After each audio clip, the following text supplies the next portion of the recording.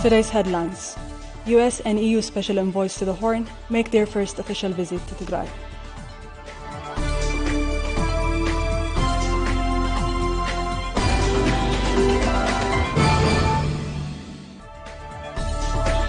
The Committee for the Protection of Journalists ranks Ethiopia as the worst jailer of journalists in the sub-Saharan Africa.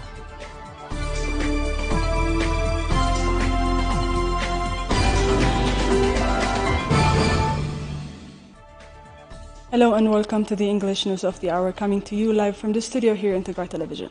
I'm Salameh Takhlai and I'll be reading today's news. You can watch the news live on your television screens as well as on our social media platforms, YouTube and Facebook. And now the details. US Special Envoy to the Horn of Africa, Mike Hammer, and EU Special Envoy Annette Weber met their first official visit to Mekelle today. The special envoys were joined by ambassadors of the United Kingdom, Italy, and Canada, as well as high-ranking officials from the United Nations. This is one of a handful of visits to the capital, as Tigray remains under siege with all routes into the region blocked and vital services like telecommunications and banking discontinued. The delegation held talks with President Debretsion and head of Tigray's External Affairs Office Getachew Reda and aid workers operating in the state.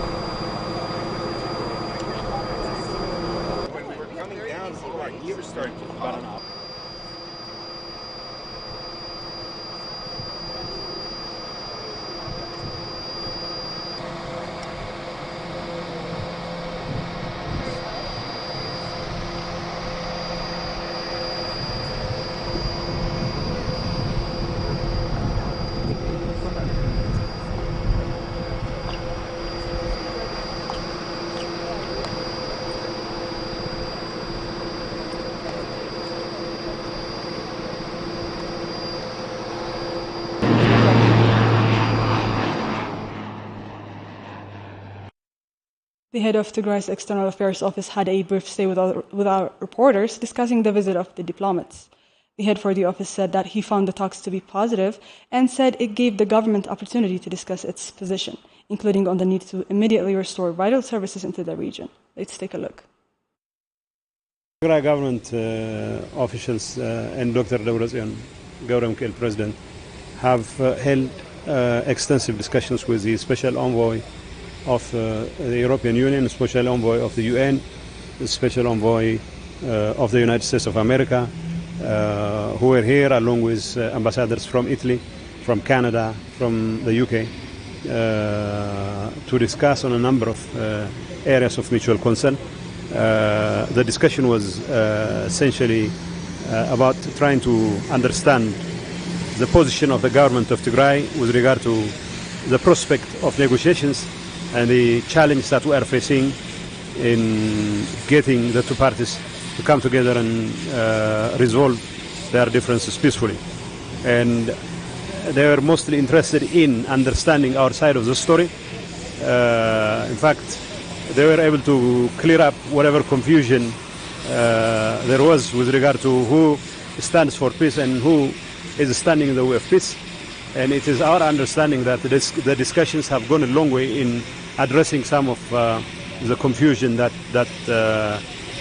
has been around for quite some time now. So we have been able to explain to them what our position is with regard to humanitarian access issues, the challenge that we are facing in this regard, the restoration of services, and of course the issue with regard to the status of Western Tigray, among other things. These were areas which were discussed at length, and it's our understanding that the visitors were given a clear idea of where we stand on issues, questions of peace, and we urged them to put pressure on the authorities in Addis Ababa to be genuinely ready themselves for negotiations. The envoys have released a joint statement on their visit to Tigray's capital, saying their encouraged public statements met both sides to engage in peace talks. The statement said that the restoration of basic services, including electricity, banking, and telecommunication, were essential, as well as on the need to allow unfettered humanitarian access into the areas. The envoy said the president of Tigray, Debretsion provided the international community a letter to be passed to the government of Ethiopia, providing security guarantees for technicians to work to restore services in Tigray. The envoys noted that accountability is key foundation for reconciliation and urged access to conflict areas for the International Commission of Human Rights experts on Ethiopia so they can conduct credible investigation.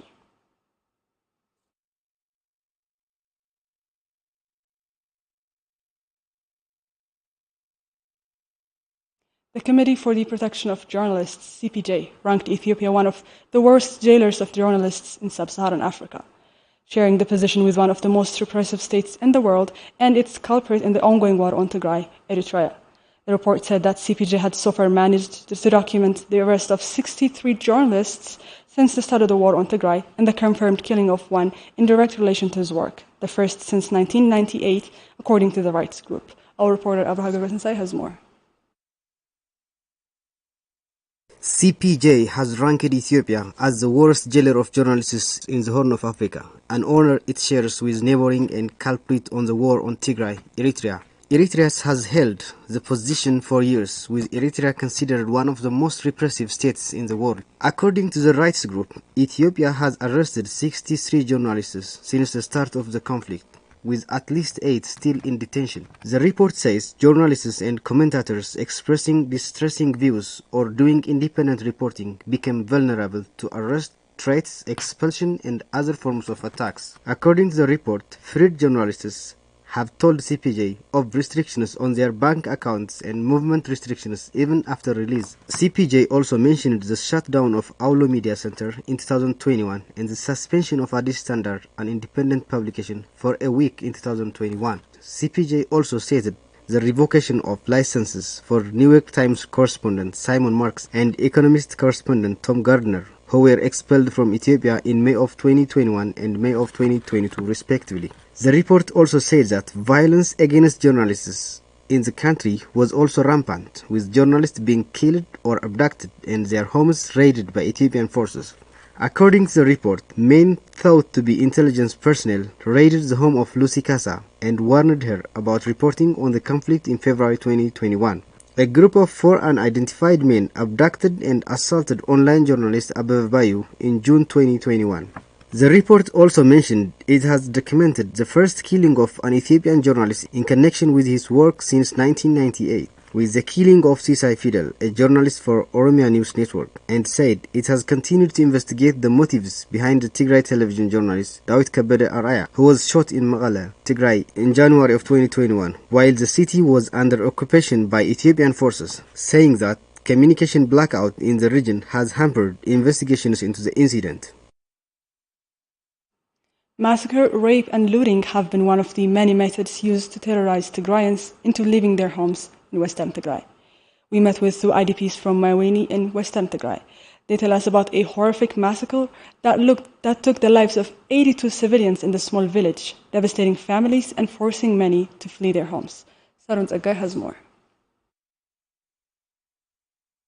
Shishaya Brihu and Zaid Oqbai were both residents of the village of Maiweni in the district of Kafta Humara in Western Tigray. They were brought together by a horrific massacre that took place in November of 2021. Shishai remembers Stefano, an irregular armed group from the Amhara region, arrived in their small village on the evening of November 5 of 2021. In the morning following their arrival, they called residents for a meeting, and once everyone arrived, they started to separate the men from the women, tied their hands behind their backs, loaded them onto a truck, and took them to the wilderness.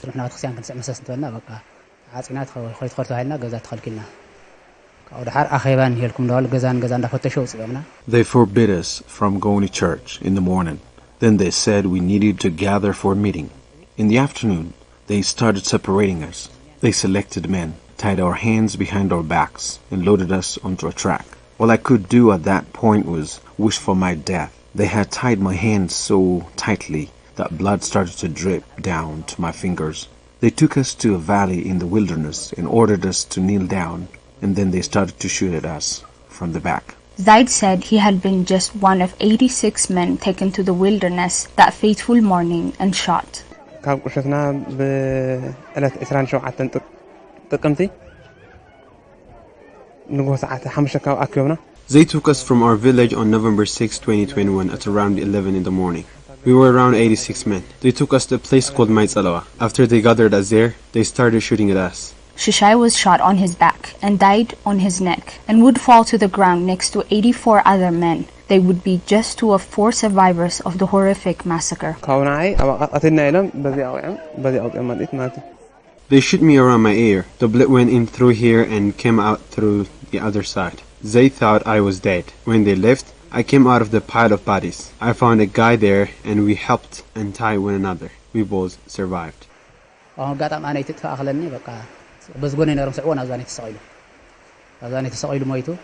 Luckily, I was covered under a pile of bodies, but then they started looking through the bodies to see if anyone was still alive and would then shoot at them. I heard one of them say, "This one is not dead yet, finish him." Then he shot me in the back. After they left, I struggled out of the pile of bodies. It was difficult because my hands were still tied to my back. Just 4 men survived out of the 86.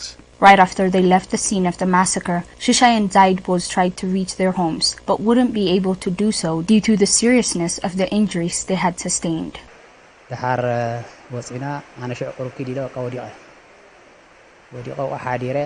I started running right after I left the area, but fell down immediately. I spent the nights and the following days there.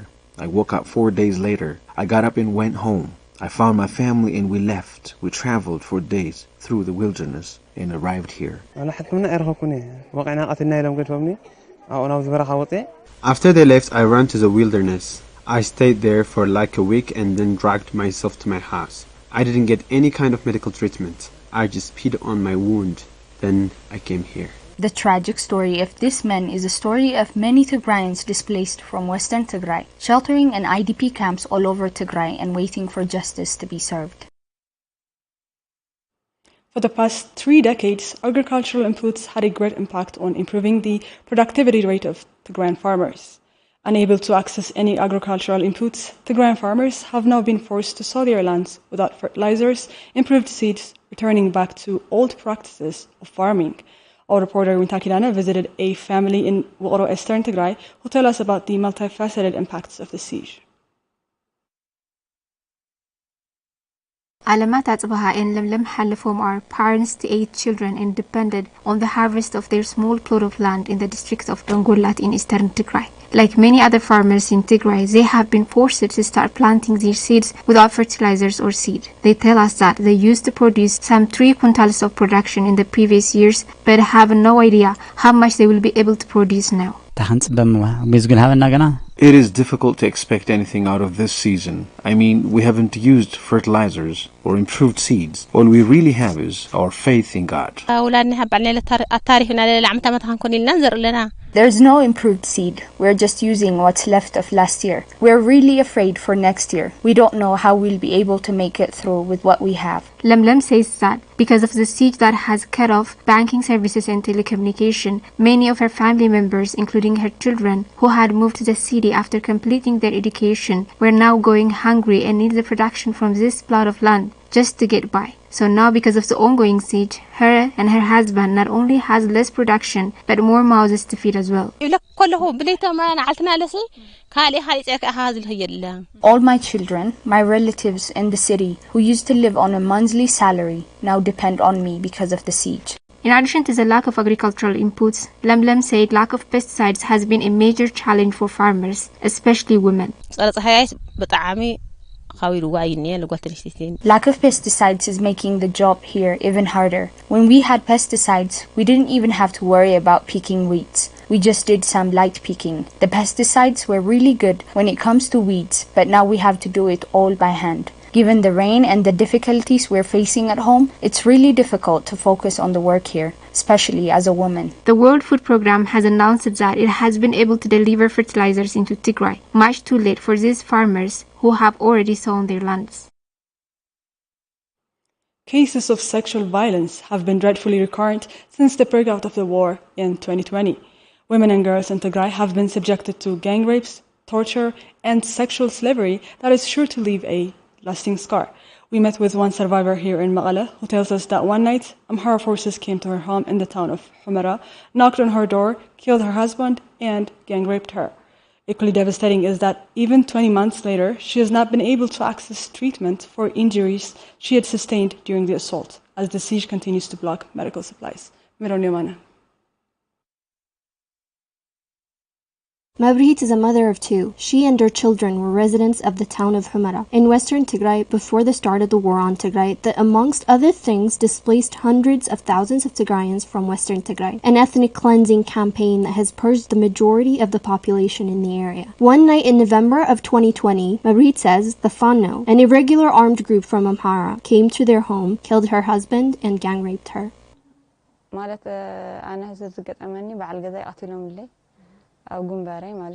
They killed my husband in front of me. I had just given birth. They were 8 soldiers. They all took turns raping me. They wouldn't allow me to bury my husband. He laid there for 4 days. I came here right after that. Mabrihit, while only just having given birth, had to carry her children and walk on foot for 2 weeks to reach Tigray's capital. Her and her children arrived in Maqala, cold, hungry, and no place to sleep. I had just given birth, but I had to carry my children on our journey here. I didn't have shoes or comfortable clothes with me. We were hungry and cold all the way walking here on foot. It took us almost 2 weeks, and when we arrived, we had nowhere to go, so we slept in a church for 3 days. Then we heard about an IDP center and came and registered. Mabrihit, even today, almost 20 months after her attack, is yet to receive medical treatment, but doctors have told her she has complications related to her uterus, a condition for which she will not be able to get treatment as medical supplies remain limited in the region due to the siege.